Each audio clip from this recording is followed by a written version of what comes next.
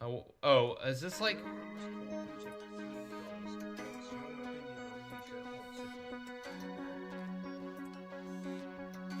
Okay. Oh, this is. Actually, I love this intro. This is really nice with all these chessboards. It's a really nice, creative like intro. Really nice video. Okay, so who is this dude? I've never even heard of this dude.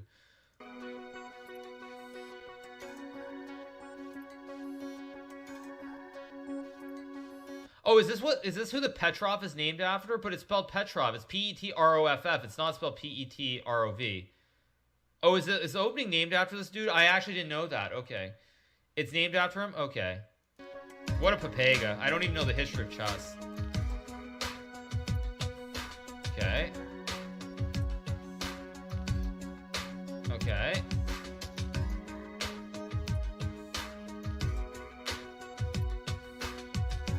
Yeah, and so this is the other thing. Like when you look at the game of chess, like chess is one of those things where it was like chess is reversed. So in most games, like I guess like League and other things, like NA is just not very good. But in like most other games, it's like NA NA isn't good now. But in chess, NA was dog what, and now NA is kind of the best, which is just a very weird dynamic for now. China's gonna pass NA eventually.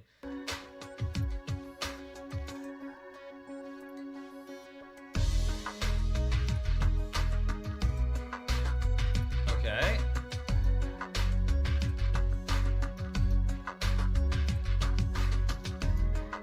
Oh, tours. Oh, right. Sorry. Let me move my cam. Let me move my cam over here, I guess. Okay. Win trading.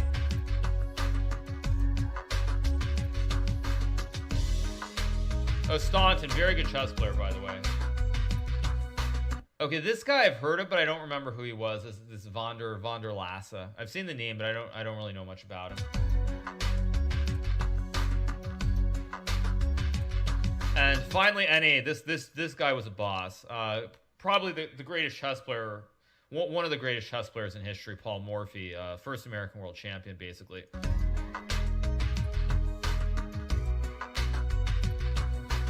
Oh my gosh, holy, this guy is 61 years old and he's still like playing chess. Did people even live to be 60 in the 1850s? That's kind of crazy, isn't it? Or am I wrong? Like, I mean, living to be 61 in 1855, isn't that that's kind of badass, isn't it? I mean, that's pretty good stuff, isn't it? I don't know, like 1855, I thought you lived to be like 45 or something.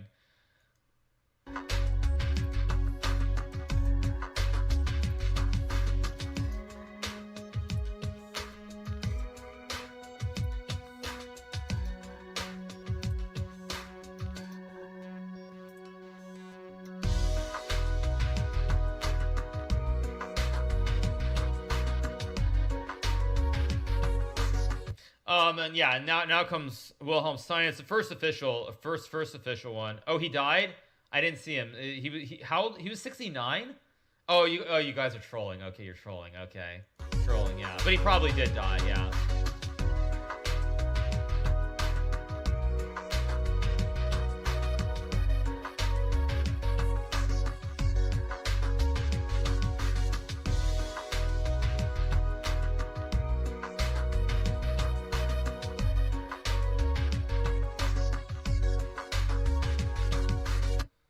Look at this list. There's only like one American either. Kind of crazy. Crazy.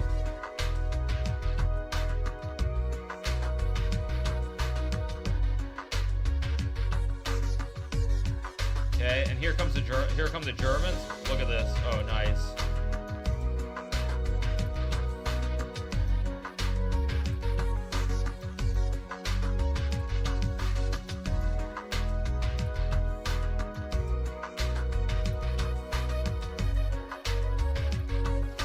Wait, so what is it?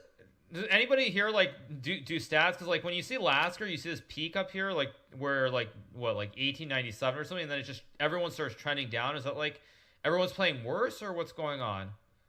But the World War didn't start until 1914, right? So you're not there yet. It's only 1905. Thank you to Quindam for the Prime. Thank you to Nemo for the Prime. Too.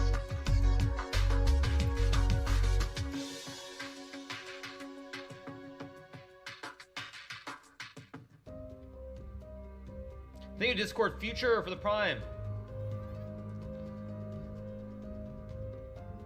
Here comes the Cuban.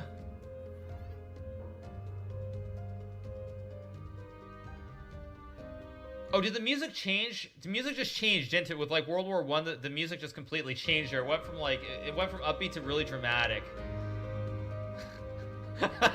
That's actually really that's really funny that they timed the music with this.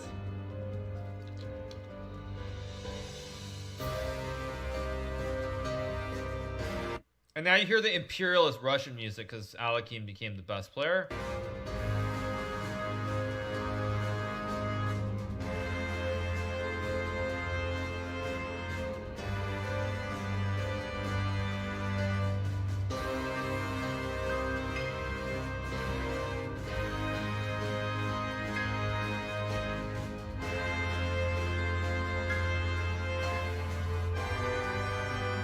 Yeah, this Imperial Russian music is really, really funny. I don't know why. I'm having trouble not laughing. It's just really, really funny. Yeah, I know who these guys are, obviously, but this is like such Imperialist Russian music. It's just very...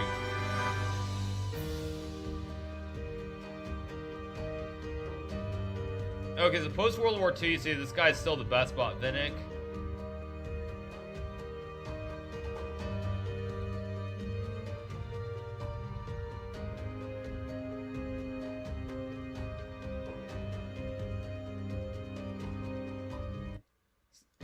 Look at this list. Oh my gosh, it's like all these like Russians and like I mean Karas is Estonia and Gligorich is I think maybe Yugoslavia at the time, not sure what it was called, but it's kind of crazy looking at this list. Like look at this whole list. And yes, by the way, Mikhail Tal was the world chess champion, one of the greatest tactical players ever in the game of chess, from Latvia.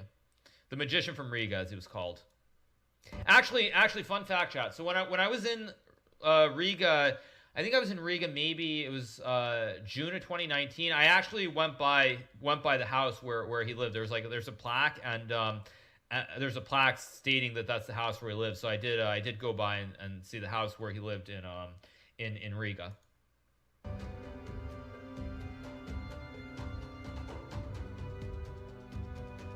Here comes Bobby.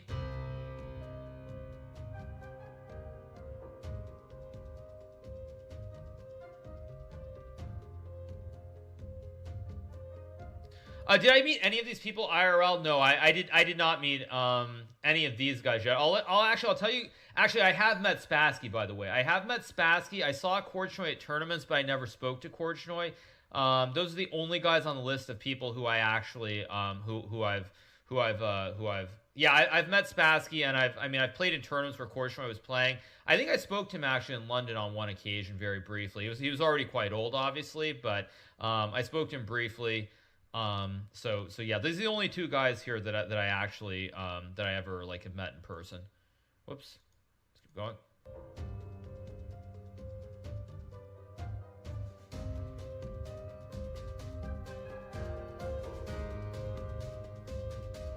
Hikaru is so old. Yeah, I'm so old, Chad. I know. I have of course met Karpov, and I actually did play Anatoly Karpov in a real over the board game. So Bobby vanished from the list here because he stopped playing chess.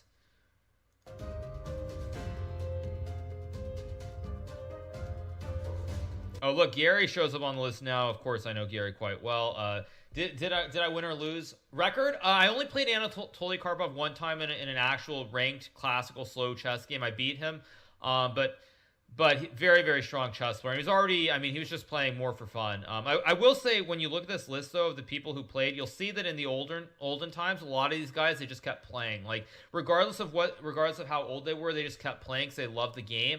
And one thing I would say is Karpov as well, like, he still plays chess occasionally for fun. He just, he enjoys playing the game. Whereas, say, someone like Garry Kasparov specifically does not play for quote-unquote fun. But here comes Gary. Yeah, here comes Gary.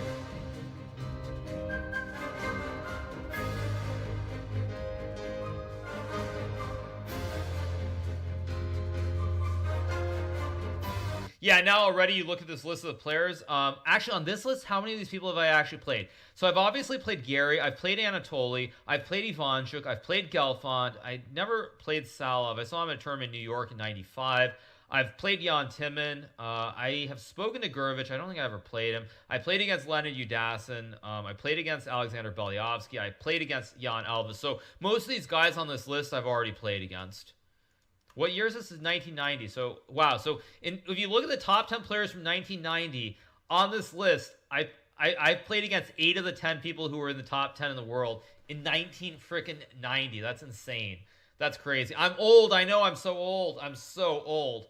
No, this list started in the in like the 1850s. In the 1920s, I think this is just based on stats on the rank. There's some stat formula that they came up with for the rankings. I don't think there was an official list. Thank you to Perfectly Nas for the prime. Thank you to Colonel So for the prime. Thank you to 17-year-old Car for the prime. Thank you to Wild Cucumber for the prime. So yeah. Okay, let's keep going. Where is XQC in this? Oh, he'll be on this list. He'll be on this list by 2023.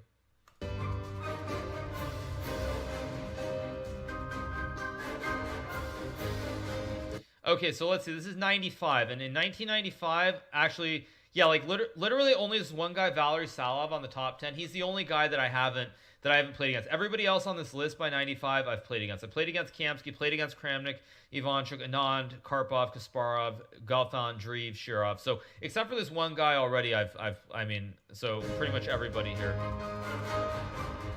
Actually, let me see. This is what, 97? Yeah, and so by 97, by 97, the list of all these people.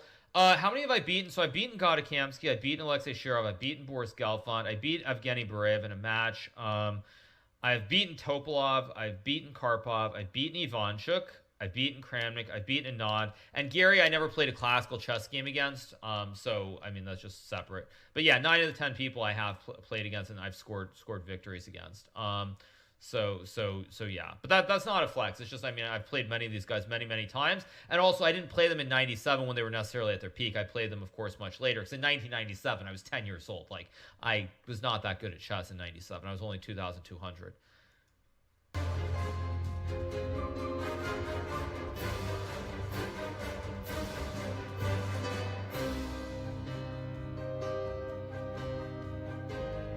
Wait, where's Judith?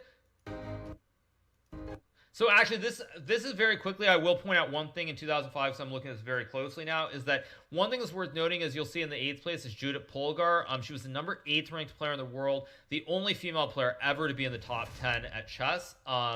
So I have to definitely mention that. $3. Name drop much Kappa. No, I'm not name dropping. I mean, it's just I've played these guys. That's all. But yeah, Judith Polgar, definitely. The only female player ever to be ranked in the top 10 at chess. And this was in 2005. And she was number 8 in the entire world. And if you do a comparison, like the top female player right now, I think is maybe Hu Yifan. She's probably around number 45 to number 50. I have played Judith over the board, yes. I have a very good score against Judith. But definitely one of the biggest ambassadors for the game. So yeah, I just have to point that out here. So let's keep going.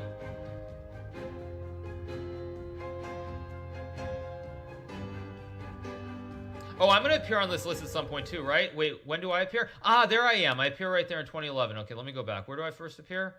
Let's see. There we go. Okay, it's yeah, there we go. So I appear on this list at when's this? Yeah, January 2011. You see, I appear here. I'm number 10 on this list. So I actually made the list. Old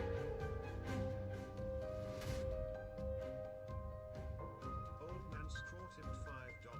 Only 2,200 rating at 10 years old in trash Kappa. Wait, what?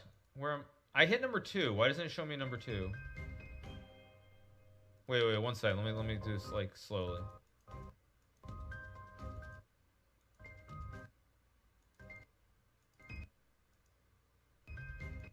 Yeah, okay. It shows me at number 4. Yeah. No, I hit number 2 in October, I think, of 2015, maybe. I think 2015 I did.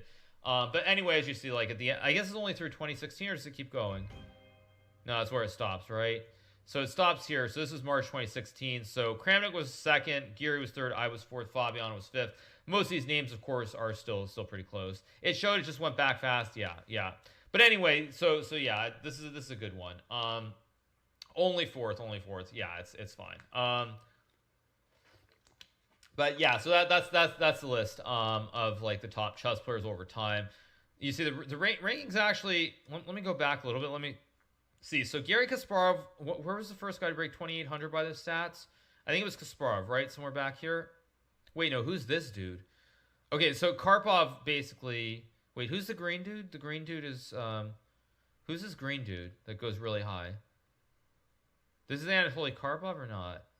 Oh no, the green dude is Bobby. Sorry, the green dude is Bobby Fischer. I'm stupid. Sorry. J4MS, thank you so much for the Prime. Thank you to buy one product for the Prime. Yeah, so this is Bobby Fischer. So tails off. So he was the first guy that looks like crosses 2,800 ranking.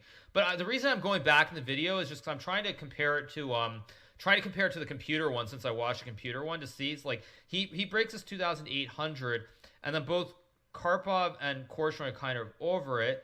But if I go back here. This orange, who's the orange? I can't even tell who the orange guy is. Mikhail Botvinnik, it looks like. So maybe it's like by the rankings, everybody by the rankings kind of was over 2,800 until what point? So yeah, so okay, Botvinnik we know is the orange line. If we go back, who's the red line? Aliekin is the red line. Okay, so maybe like 1930 is where you can compare it, I guess. When you look at it, if you compare the stats, but it feels like the general change is not super. Morphe for his time was Morphe. Let me go back, because I didn't look closely because I was just trying to watch the whole thing. Let me go ahead. Morphe, 20. No, but if you look at this, they say 2780 for the time period. So it looks. I don't think he crossed. Did he? Let me keep going. Goes up. Let me see. Does he go over it? No, 2796. You saw it there for half a second. 2796. So by the rankings, he was just under that for the time.